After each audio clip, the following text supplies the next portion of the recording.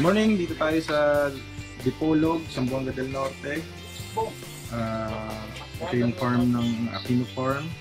So, titingnan natin yung mga na-produce na biik using Insta Organic Farm sa pagkain. So, ito sir, ilang ano na to? Ilang days na to? 17 days to sir.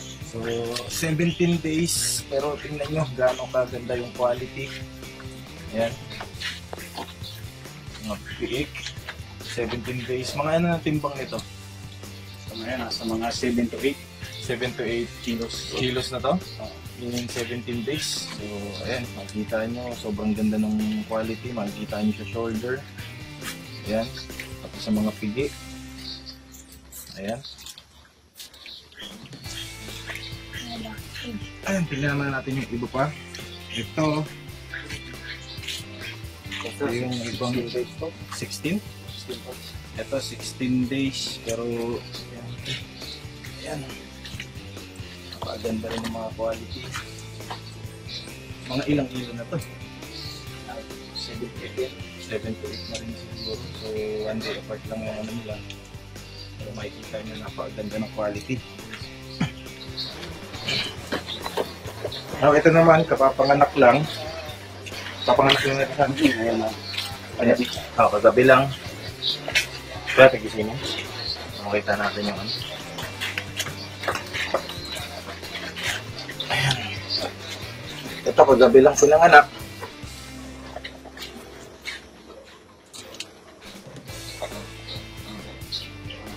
So, napaganda rin ang quality. Ayan.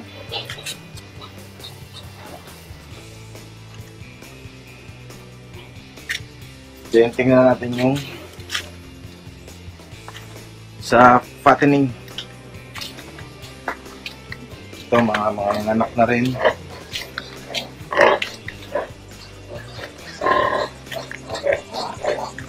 Oh, ito pa.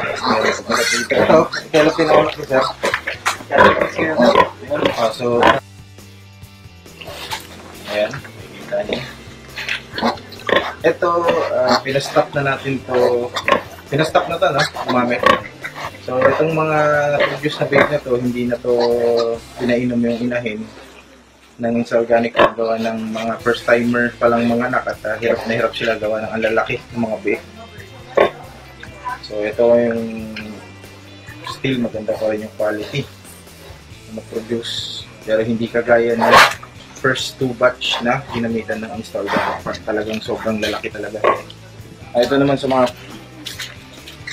ito yung fattening.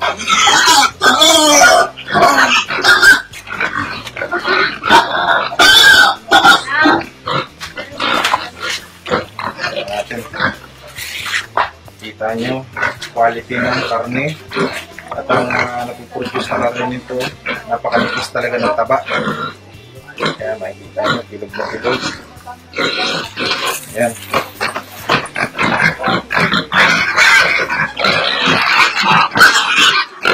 So, kitang-kita talagang masil-masil.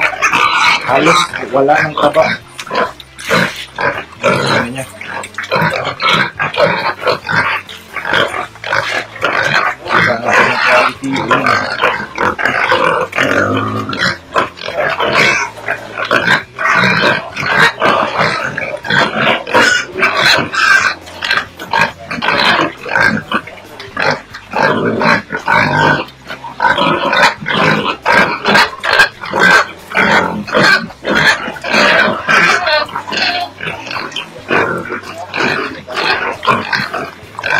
Batang-bata, makikita nyo meron ng ano dito.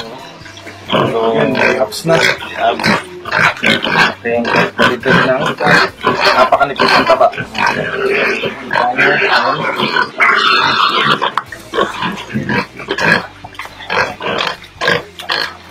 Yung papansin nyo, napakakinis ng balat, gawa ng nababatang na ng gusto. At dyan natin malalaman yung manipis pa ang taba niya. Makapal.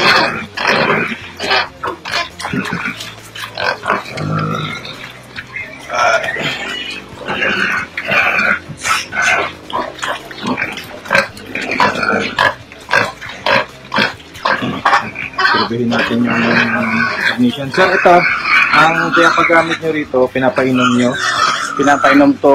Insta Organic Farm. Yes sir, sa Insta Organic Farm gamit namin dito na ano lang, pinapainom lang namin sa umaga hanggang tanghali, tapos kinahapunan, plain water na yung iniinom nila. Okay, so plain water na. Sa umaga lang po, ginagamit ng Insta Ang Organic. isa ko napansin dito sa babuyan na to, wala talaga siyang amoy. Oh, wala. So, hindi Nakalangaw. wala ring langaw. Kung napapansin nyo, hindi talaga nilalangaw at hindi siya mabaho. Hindi kagaya ng ibang babuyan na napakabaho, which is ngayon din yung isa sa mga pinipix ng ating product, mawala yung amoy. At hindi basta-basta langawin. Kaya napakaganda, healthy lahat ng baboy. Now, yan, nakita natin. Ito mo sa mga biik, napakaganda ng mga produce.